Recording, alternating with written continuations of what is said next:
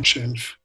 I think we shot in New Orleans, if I'm not mistaken. It wasn't in Miami, but the story was in the backdrop of the housing crisis. And that's where I met Andrew properly, but we had a mutual friend who has introduced us before in the past, Kevin Turan, who has actually passed last week, a few weeks ago. But yes, we met in New Orleans, and Andrew was incredible in that movie. It was a very beautiful film to work on together for the first time, because it was about something that was so meaningful. It was about a large portion of the population of the United States who were suffering from a terrible oppression, basically, during the 2008 housing crisis. And yeah, it was an interesting group of us that made this. It was, you know, Ramin Barani, who's you know, an American filmmaker, but of a very, very different cultural heritage as well. And then Mo, obviously, of Saudi heritage, and me of English heritage, and it was this melting pot of a group, and a bunch of people who felt maybe like they were outsiders in a certain way, telling a story about what it is to be an outsider, I suppose, to be someone who feels like they can't quite access the culture that they want to be a part of, and doing whatever you need to do in order to survive and to thrive. And yeah, it was Kevin, our mutual friend Kevin, was very, very excited about Mo coming on and being a producer, and it did turn out to be a very, very soulful experience. And I think it's very, very rare to feel like you're making a film that has a kind of a soulful village that is making it. And I don't know, in terms of like any young filmmakers or people, aspiring filmmakers in the room, like to create from I suppose a community mindedness, that it does take a village to make a film. It was one of my first experiences where every single decision really came from us as a tribe rather than any one individual. It was pretty exciting. And I guess it's the right time to say that those movies are difficult to make, you know? You have to put your heart and soul into them, even when you have a big star attached. Of course, you know, the importance of independent cinema, and I think a platform like Red Sea is the right platform for these art house films. We have witnessed this week incredible films from all over the world that were in all the festival runs, and also 99 Homes was an official selection in Venice Film Festival that year and got a lot of awards on the festival run. So you really do need to put your heart and soul in these projects. And sometimes your own money. Of course. You know, these movies have an incredible social message and importance, and that's the beauty of art house and independent films. You want to watch something and then take something after seeing the film. You know, you go back and you think about it. It's not just purely entertainment, but it's also knowledgeable. Beautiful film. And notable mention to Michael Shannon, who I think is such a great actor, was with you in 99 Homes. The Red Sea Film Festival is all about supporting talent, as you said. How much does that resonate with you, Andrew? Because you did become successful in Hollywood, but it was not an instant success. You, as well, took time. Yeah, I started in London, England. I was doing theatre straight out of drama school, and kind of earned my chops, I suppose, in that way. And I don't think I would be able to be sat here with you all without that theatre background, a very kind of like 3 years of theatre training, and then 3 or 4 years doing theatre around the UK and in London, and learning the craft, like really getting as deep into and young actors ask me all the time, like, what do I do? Can you help me? Can you help me? What do I do? And the only response I have is just work. Doesn't matter. Do a potato chip commercial in Spain. Do a Shakespeare play when in the middle of the forest when no one's gonna see you. And just because you want to be always in the creative process, especially when you're young and just beginning. So by the time you do end up on a film set, which is terrifying. It's just terrifying being on a film set. Even I'm 40 years old now, and I still get absolutely petrified. And I have terrible imposter syndrome. I think I have nothing to offer, and so that fear never goes away.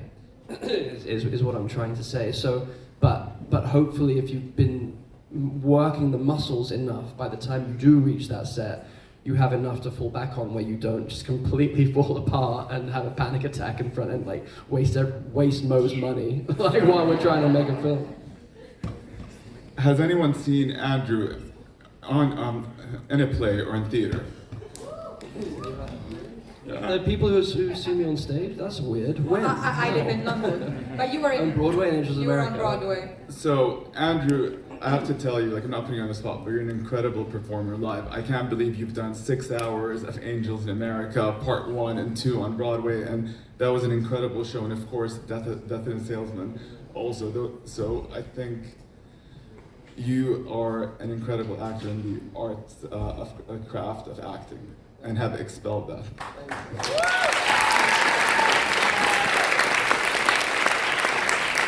And it's important to note all of those things, because basically, you know, you are known for a blockbuster role, of course, internationally, but also for those auteur cinema things that you've done and for the theater. How important is it to have this eclectic path in your career where you are able to stretch this acting exercise everywhere? Yeah, I think I'm just very, very, so I'm going to turn around, open up a little bit and say hi to you guys. Hi, how's it going?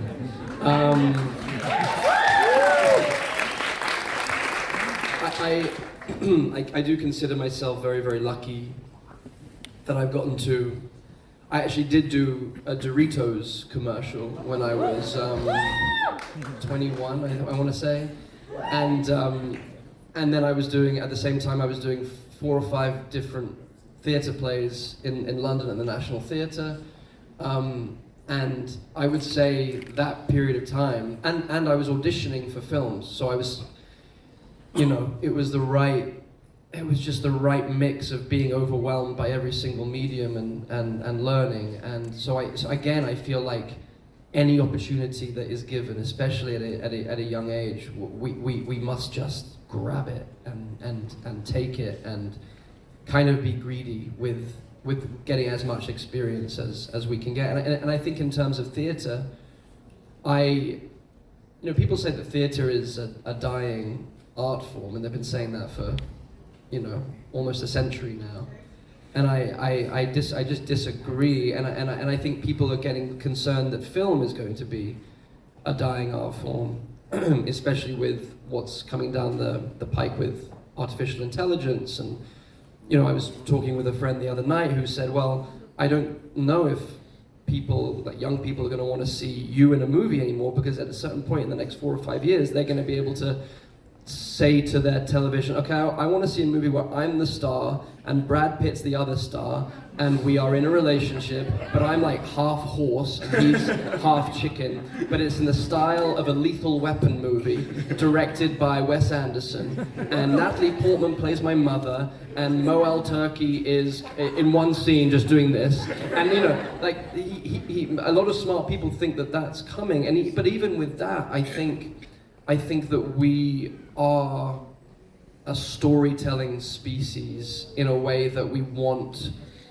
things that are universally relatable. And that's one of the things I feel very inspired by about what you guys are doing here at the RSIFF Festival in this part of the world that I'm being introduced to, that I have not experienced, is the kind of the transcendent nature of story. We are a storytelling species. It is the thing that doesn't know any boundaries, does not know any country divides, does not know any gender, does not know any sexual orientation. It is the one art that reminds us that we are all connected, like mycelium underneath the surface of the earth, that we all go through the same emotional experiences, just with different clothes.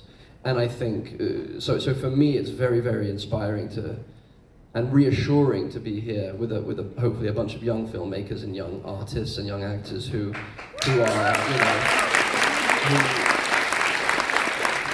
are longing, yearning feeling called to continue that storytelling, that human storytelling tradition that does not allow anyone else to be the other. Like, it kills otherness story. It is impossible to dehumanize anyone else if you know their full story. So I think, yeah, this is what I feel very inspired by what you guys are doing here. Well, we're very happy for you to be here with us. Thank you. So, going back to you, Andrew. Did you find your own community of rising fellow actors, especially Brits in Hollywood? And how much were you each other's support at that time? Yeah, there was a lot of articles about these things. Yeah, recently. Eddie Redmayne and Jamie Jamie Dornan and Rob Pattinson and Tom Sturridge and Charlie Cox. Yeah, all the Brits. All the Brits. We do stick together. It's pretty weird. Like in Los Angeles is a strange place for English people. You were roommates, right? Well, they were roommates. I had a girlfriend, actually. Thank you very much. I think at the time I was the only one with a girlfriend, and they were all roommates. But like pretty much we were all roommates, including my girlfriend at the time, who remains one of my very, very close friends and dear loves. But yeah, it was a pretty exciting, privileged time to be in and out of each other's apartments and houses and sharing drinks at the local hotel, not being able to afford more than one drink per the group, sharing shrimp tacos, like half each, and like comparing which scripts we were reading. Like, it was a very like burgeoning, exciting period of time for all of us, and I'm just so excited. I think it's a rare thing where you get to truly be 50-50 with your fellow artist friends, 50% just so excited for them and full of support for them, and then 50% just horribly jealous and envious and wanting to steal everything they have, and why didn't I get that audition, and why didn't I get it? Like, there's something, and to be able to express that to each other is actually quite healthy. To be able to own both and not be in denial that like, oh no, I'm just happy for you. It's like, no.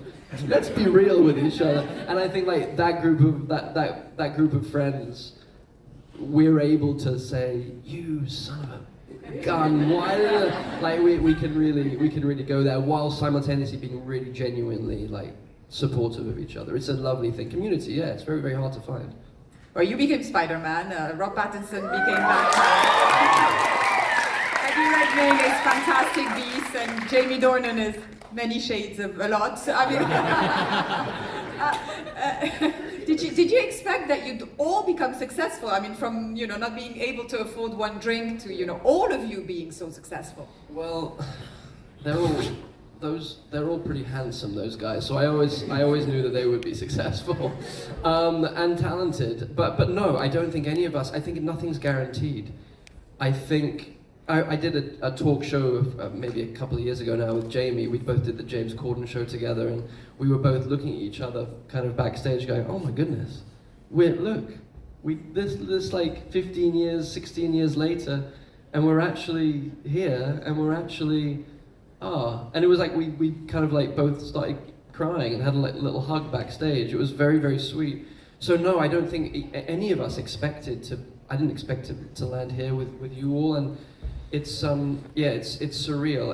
But I think that level. I think again, humility is a dying virtue in our industry as well. And I think British people, whether it's false or not, we are good at humility.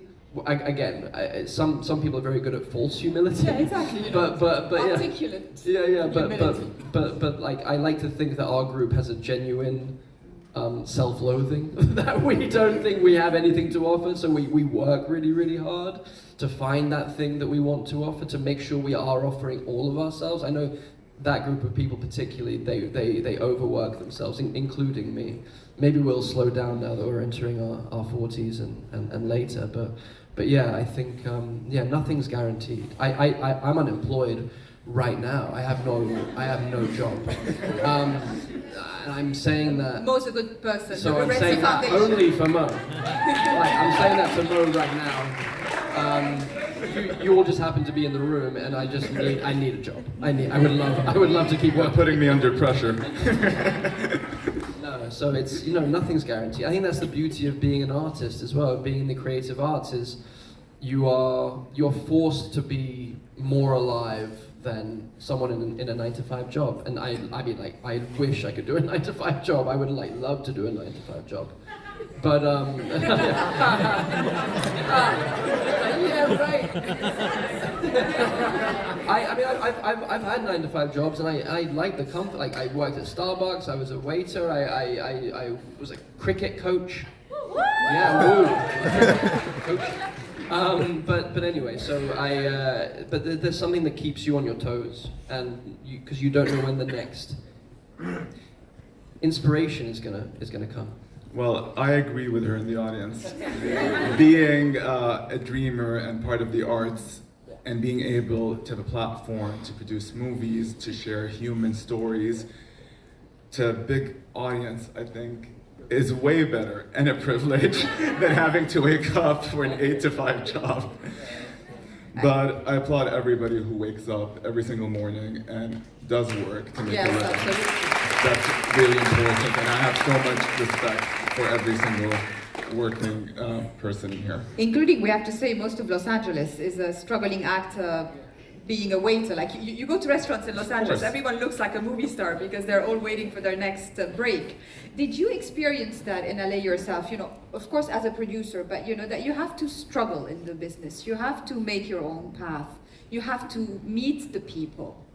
Of course, networking is a really important thing. I remember in 2010 when I worked on my first film, which was a small indie.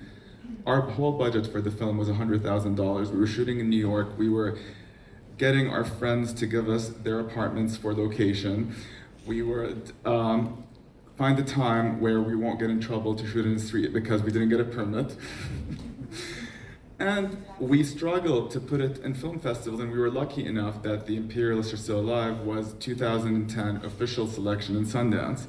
And that's where I met Nick Jarecki, who's a really good friend, and I jumped on to help him produce Arbitrage. Arbitrage with Richard Gere. And then I thought, when I met Kevin Turin and the inception of Treehouse Pictures, I thought this is very normal to work on 4 independent films, all go to festivals, all get distribution, they're all successful.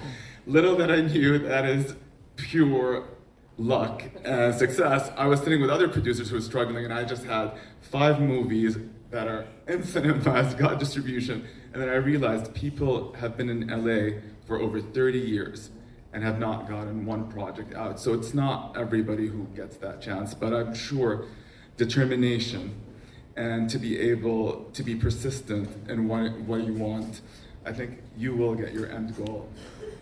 And I'm very fortunate that I've been able to lift these movies and get people to watch them, and then Red Sea today. Exactly. I never thought in a million years. And Mo is tired. Mo is very, very tired right now. He's been working harder than anyone, maybe in Saudi Arabia, for the last week, maybe month. And so it's an amazing thing. The persistence, the drive, the pushing, and it's all for something bigger. It is all for what you've created. This intersection of artists, these intersections of cultures and stories, and I kind of hope that humanity will not destroy itself, but will heal itself, and will. So it's a really, so well done. Really, really well done. Did you guys have a lot of conversations about Red Sea? I mean, prior when you met elsewhere?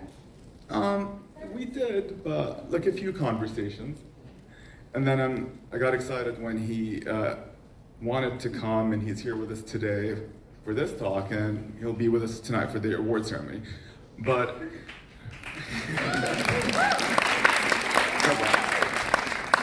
so yes, as Andrew has said, I'm absolutely excited. Tonight is our award ceremony, so I get to rest after this. It's been the whole year working for this 10 days. So we get to rest for a little bit, and then we start all our activations from the beginning of the year to prepare for round 3. So if you guys are in Jeddah, 4, it's gonna be 4. year 4. So we hope everybody in this room will join us again at year 4, and I really hope you guys enjoyed what we've been doing. We're only year 3, so imagine what's going to happen in year 4 and 5. Exactly.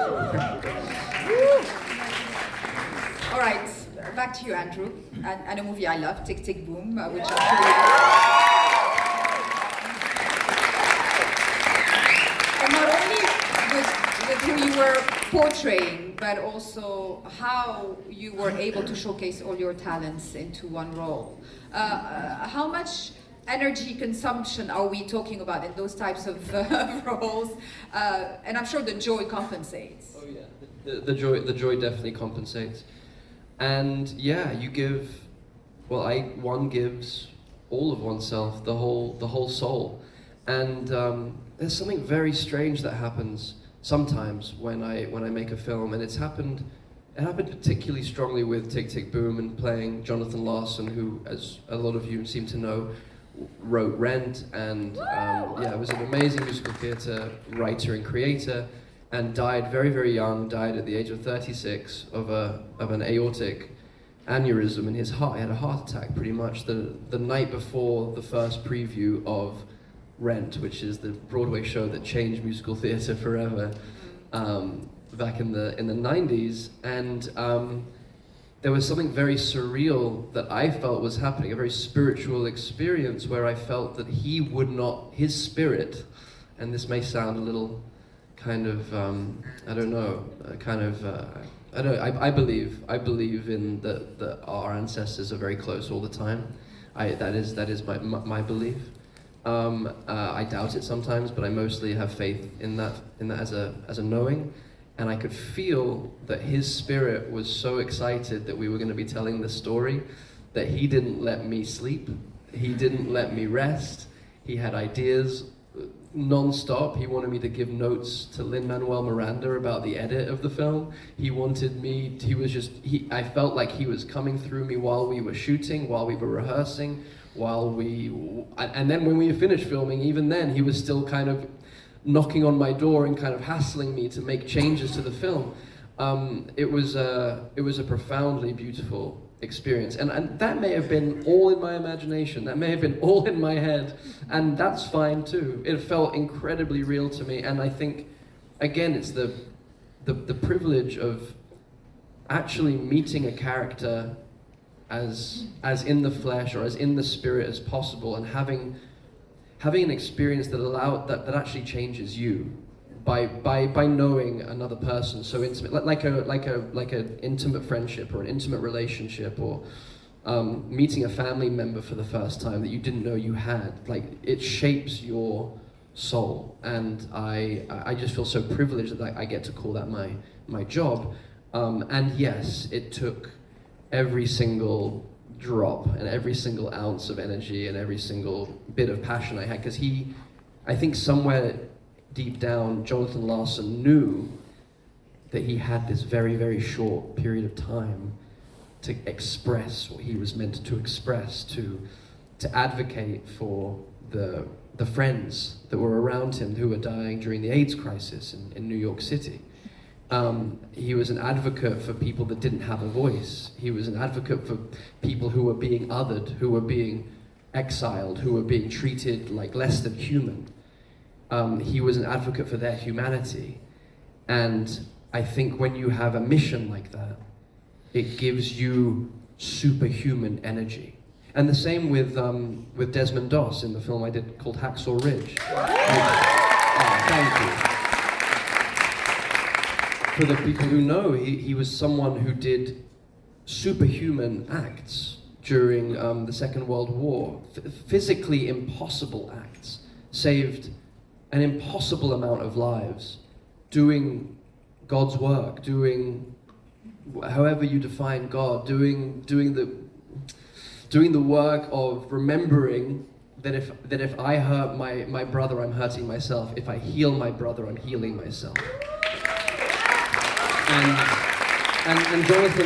Jonathan Larson had the same attitude, and Pryor Walter in Angels in America had the same. There's definitely a thread that connects a lot of, and you know, what the character in 99 Homes starts to realize at the end of the film, of the story, is I have to participate in the world in a way that is healing rather than destroying. And anyway, so I think there's definitely a thread. And Oscar nominations for Hacksaw Ridge and Tick Tick Boom. And you were robbed for Tick Tick Boom. I was rooting for you. Next time, Tick. So you definitely love the stage. So what's your best advice to give young actors starting out? Yeah. Yeah, do the Doritos commercial. But you started very young as well. I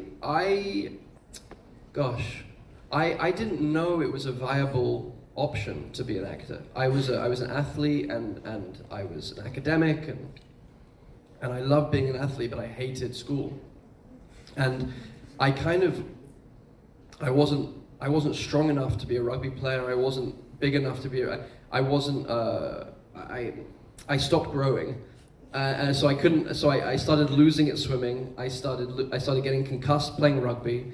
I could only off spin. I couldn't bat in cricket, and also I just wasn't interested in school. So suddenly I was, like a lot of teenagers, lost. I felt very, very lost, and I didn't know that being in the creative arts was allowed. Like, I wasn't raised with that as a knowing, and I imagine that's. It's the same everywhere, you know. Yeah. You're either a doctor or A lawyer. or an architect or a lawyer or etc. And by the way, my brother is a doctor, My sister too. and I'm very, very proud of him. But he also just ruined it for me. Like how am I going to compete with that? Like he's like a lung doctor in the Brompton Hospital in Chelsea in London, and he's a genius, and he doesn't even get paid for it. He does it for the love and with the NHS. He does it. He's like socialized healthcare.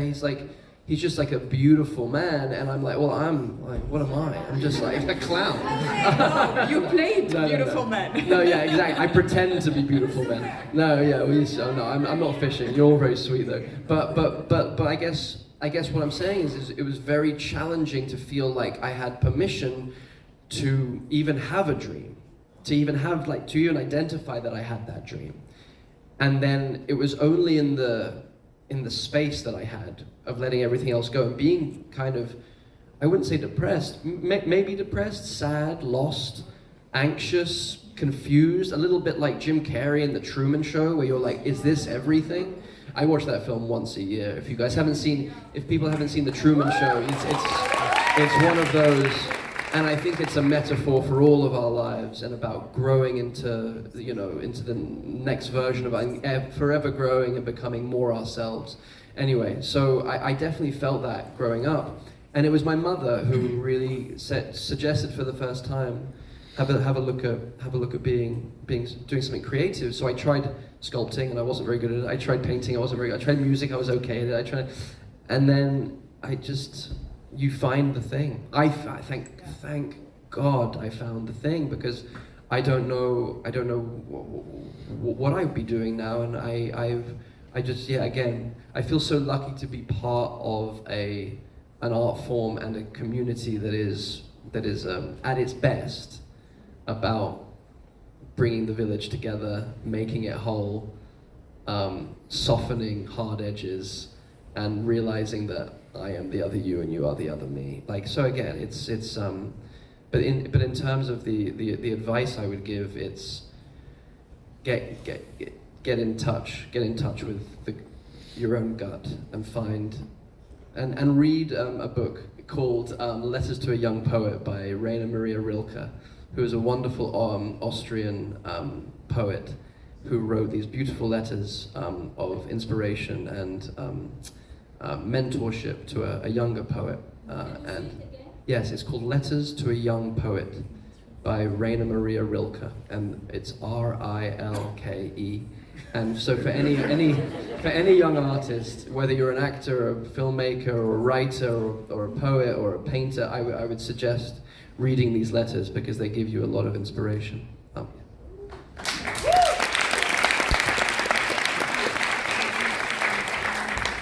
Okay, so one of your first big projects was the Robert Redford Lions for Lambs.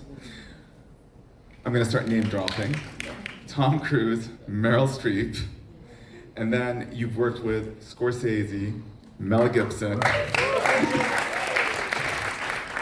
Lin-Manuel Miranda. and the creativity list goes on. Do you have any character in particular that you love the most? It's like you have to love all of your children equally. Peter Parker. You want me to say Spider-Man? Just to get that reaction. I mean, I've loved Spider-Man since I was 3 years old. You had the backpack. I remember in one of our interviews, That's you told right, me you had yeah. the backpack going to school. Yeah, and it was my first Halloween costume when I was 3 years old. My mum made out of felt. Yeah, she made an amazing costume. It was incredible. So yeah, you know, I can't choose a favorite child. I love all my children. I do love all my children equally. Actually, there's a few I would rather not had, but like, we're not going to talk about that. But the majority, I'm very, very happy to say, I feel very, very connected to, and even the ones that I was so excited to not have to do anymore. They taught me a lot. You know, I mean, like it was so. It was doing 99 Homes was a really beautiful experience, and it was hard, you know, it was painful to shoot those scenes and the eviction scenes, whether we were being evicted or whether I was evicting other people. Like, it was very in the muck and in the mud, and it's painful, but there was a lot of that's the only place where the healing happens, is down in the wound. But I do have to say the things that come to mind when you ask who my favorites, it's definitely Jonathan Larson, it's definitely Desmond Doss, it's definitely Peter Parker, it's definitely Eduardo Saverin in Social Network. And then the stage work with Angels in America and Death of a Sales. Like, it's I'm just very, I could retire quite happily. And I might. Especially I'm after tired too. Under the Banner of Heaven, that kind of. Oh yeah. Yeah, you have a great archive. Yeah, so if you want to I'm retire. I'm done. It's over. Officially. No, I'm kidding. Do you feel that directors taught you a lot? I mean, you know, Mo mentioned Lions for Lambs, and it was Robert Redford, and you know, Martin Scorsese, and all those big names. Basically, it's not the small caliber people. How much do you learn about those from them? Oh yeah, it's so crazy. It's by osmosis. It's just by being near to the person. They're not. What I learned from all of those masters is a great filmmaker has to be confident enough to collaborate with their fellow artists. If you have a filmmaker that just wants to be a puppeteer and control every single aspect, you are stifling the creativity of tens, sometimes hundreds, sometimes thousands of amazing artists that could just make you look better. And Scorsese wants everyone's input, Mel Gibson wants everyone's input, Fincher wants everyone to bring their best. Lin-Manuel was like, I will film whatever you do, just go do it. And then he gets the credit for it. And of course, as he should, as the leader of the ship. But that confidence to collaborate, I think, is the thing that if ever I find myself directing, which I would like to do at some point, I hope I have that ability to honor the tribe, to honor the community around me, to bring their most impassioned work.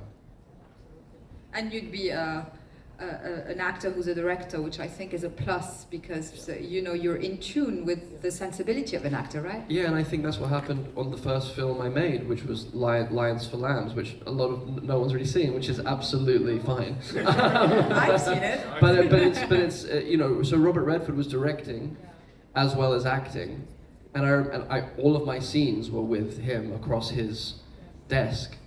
And I remember my first day, I was so nervous, I was so scared, because it was my first day on a film set, and I'm with Robert Redford, and he starts on his coverage, he films himself first, because he wants me to warm up, and he finishes his first take, and he acts it, he finishes it, and he says, cut, and he looks at me, and he's like, how was that, what do you think? And I'm like, that was great, it was really, really good, I have no idea.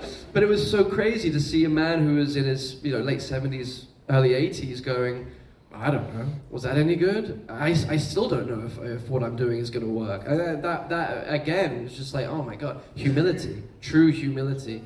You never know whether it's gonna connect.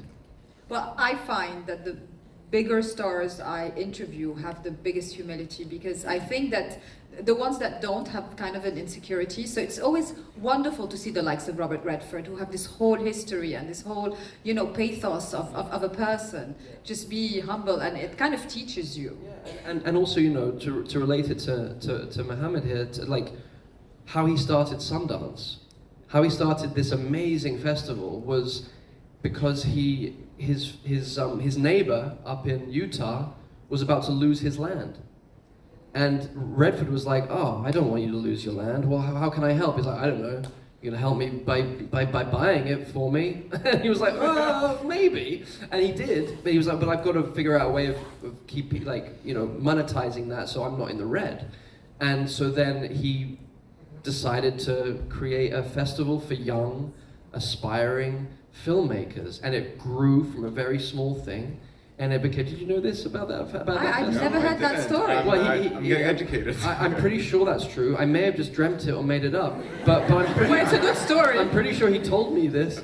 But the impulse came from the injustice that he was seeing of this man that's lived on this land for however many decades that was about to lose his home. And he was like, well, I can't let that happen if I have the power to help. Pretty amazing. Well, he's right, Andrew. I mean, how do you feel about, the contribution to your film community that you've had through this? Especially you, Mo, you're not out there. You're quite shy as a persona. You're just the quiet confidence behind this thing. To be honest, we're year 3 and we're seeing results day by day. And, we've produced with the Red Sea Fund over 257 films and growing. We had this year at the Cannes Film Festival 9 films in the official selection. There was one thing that I see a lot of females in the room, and I would like to point this out. At Cannes this year, for the first time in history at the Cannes Film Festival, 9 female filmmakers were in the official selection. 4 of them were Red Sea supported. And we have 33 female in this year's selection. 33 females this year. So no, he has a lot to be proud of. It's so incredible. I mean, it's change. It's growth. It's healing. It's making the village whole. That is healing. I think art and film really do connect cultures. And what I've seen, a lot of young filmmakers from Saudi and the region who used to be YouTubers or doing films on streaming now have the support to do feature films. This year at the festival, we had one of my favorite Saudi filmmakers, the Tilfaz 11 guys.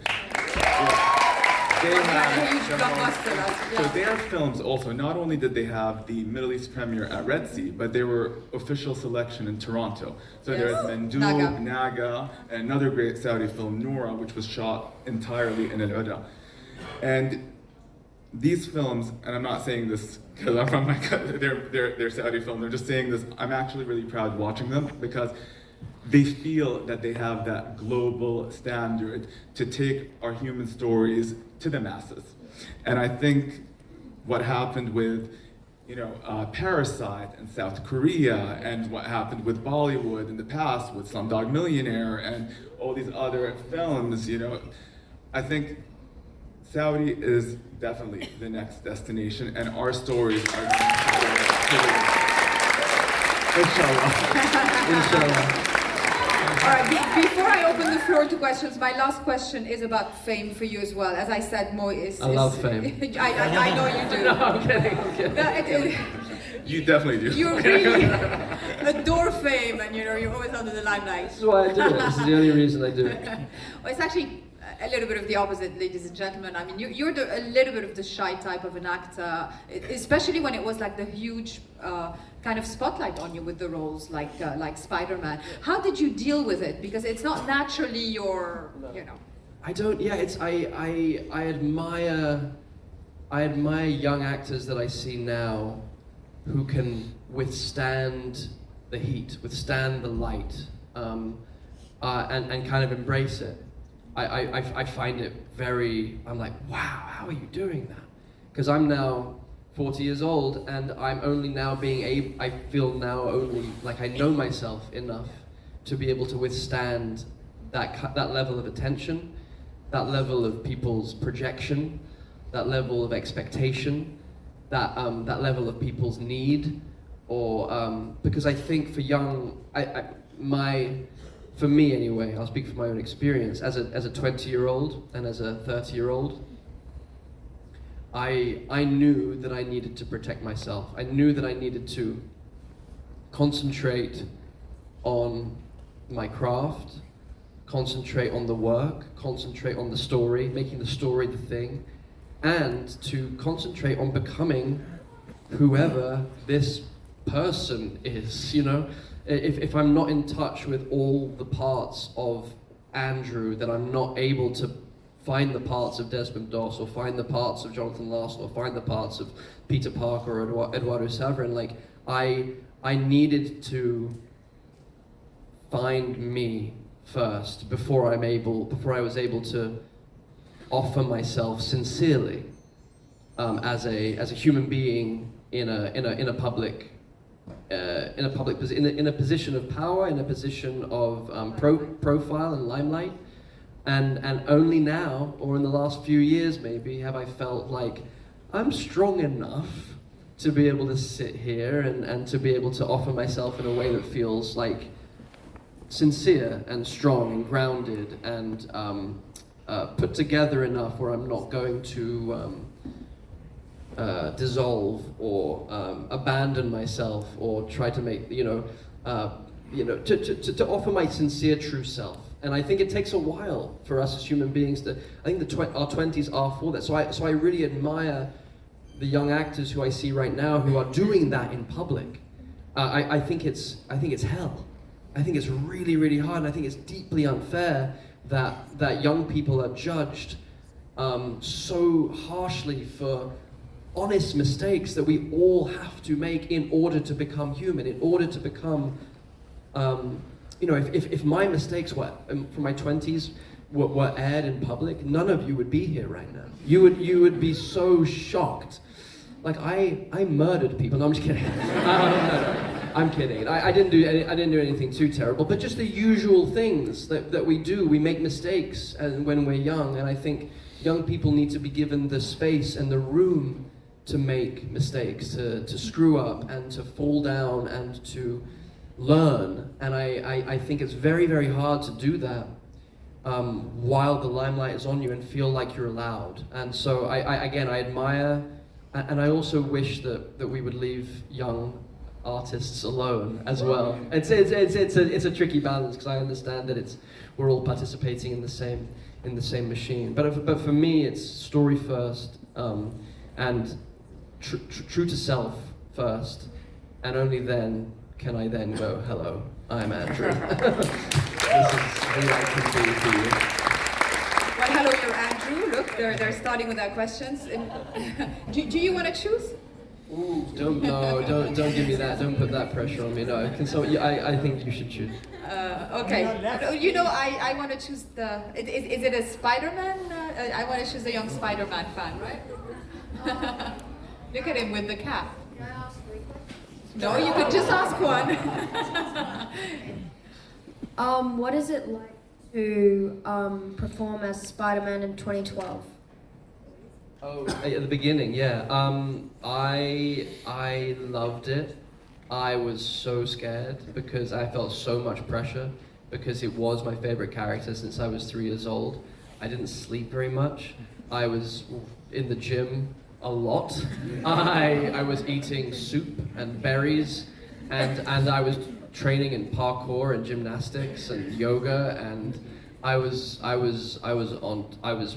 helping rewrite the script. It was really an intense time, because again, it's like, just like for you, you know, it's like I was imagining myself in the audience as a 13-year-old or a 5-year-old or a 7-year-old, and I'm like, oh my God, that is the most pressure I could put on myself. Imagining me as a kid looking up at that screen going, I need to feed, I need to nourish that child. I need to give him joy, I need to give him love, I need to let him know he's not alone, I need to reassure him that he's extraordinary and ordinary and that both things are okay. I need to tell him that he can make mistakes. I need to tell him that he's very, very powerful. And I need to tell him that he needs to think about other people. There was this like, it was like the pressure of being a father to a gajillion young kids in the audience. That's how I internalized it anyway. But I also just had a really, really good time and loved it, and loved wearing the suit, and loved like working with the other actors and the director. And oh, it was a dream come true, man. It was just a dream come true. Yeah. Okay, the lady right here in the second row. Can we give her the mic? Right here. Here, she's right here with the, I think, red hair. No, red hair next to you. Hi, I just want to say, number one, I've been a fan for like years, and like seeing you here is like so crazy to me. And I also wanted to say, like, you know, when they did the like newest Spider-Man movie with all 3 Spider-Mans, how did it feel to like embody the character again, like after so many years of not like, you know, thank you. Yeah, no, thank you, and that's very sweet of you. And I'm very, very happy to be here as well. It's crazy for me as well. It's really crazy for me. This is my first trip to this part of the world, really, and I'm just so grateful. So thank you for having me, truly, and the hospitality has been really beautiful, really beautiful. And I'm so excited to actually find out about this part of the world, and forgo any preconceived notion and just be curious. And so far the warmth has just been unbelievable. So doing the most recent Spider-Man was kind of just heaven. It was because the pressure was off of me and Toby. Like the pressure was all on Tom, and we were just there to kind of like have a fun time, really. And but it was I keep coming back to healing. For me, because it was an opportunity for me to tie up loose ends of my Peter Parker's story, and especially the moment when the filmmakers told me about the saving MJ moment for saving Zendaya. When they told me about that, I got like goosebumps all over my body, and my like tears came to my eyes, and I thought, well, that's perfect. That's reason enough to be a part of this. And then outside of that, it was a really fun one, because John Watts, the director, just lets you improvise and lets you play, and he wants it to be as alive, spontaneous as possible.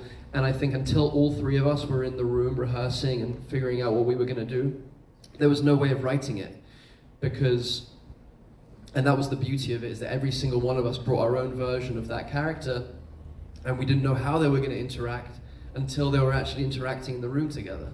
So it was a real voyage of discovery. It felt like you were making a low-budget short film with friends, but it was the biggest movie in the history of movies. So it was pure play and pure pleasure for me. Yeah. I'm sorry, one more question.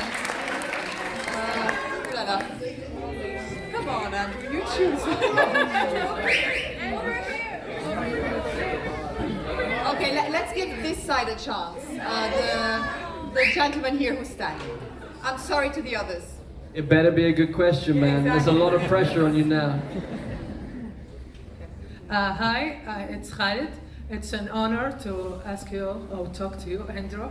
How does it feel when someone tells you that you are the best Spider-Man? And how is it if he told you, no, it's not you?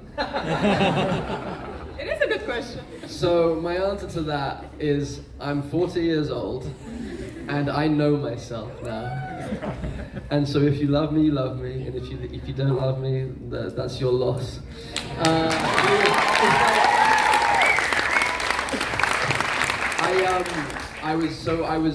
It was Tick Tick Boom, and we'd finished Tick Tick Boom, and I'd seen the final cut, and I was so proud of it, and I was so proud of Lin-Manuel, and I was just proud of everybody that was a part of it, and I love that film so much, and we were about to have the premiere for the first public screening, basically in Los Angeles, I believe. And I started getting kind of panicked, as you do when you're about to offer your work to the world. But it had a different flavor than it usually does for me. And for Tick Tick Boom, the flavor of it was, this is so intimate, this is so personal. This has my relationship with my mother in it, this has the loss of my mother in it, this has so much of my own grief in it, and so much of my own soul in it, that I didn't want to give anyone the opportunity to criticize it. I was speaking to Lynn about it. I was like, I'm really scared about giving this away. And I think it was either him that said it or me that said it. It doesn't really matter. But one of us said, if they get it, they can have it. And if they don't get it, they don't get to have it. And it's really, that's been a really big lesson of my career and my life so far, is it's kind of none of my business if anyone likes it, if anyone doesn't. My only business, and I will say everyone else in this room, because we're all artists in some way, we're all meant to live our own very particular, unique lives. Our only job is to be at the end of our lives and to be asked by whatever deity you believe in, whatever God you believe in or don't believe in, when they ask, were you Mo? Were you Andrew? Did you offer Andrew? Did you leave it all on planet Earth? Did you give all of yourself? If you can say, yes, I definitely tried to do that, then that's all I can do. And it doesn't matter whether it's a success or not. It's just, the success is the act of giving ourselves like seed, throwing ourselves like seed. So yeah, but I still get upset if I'm not people's favorite Spider-Man. Oh, well, the biggest round of applause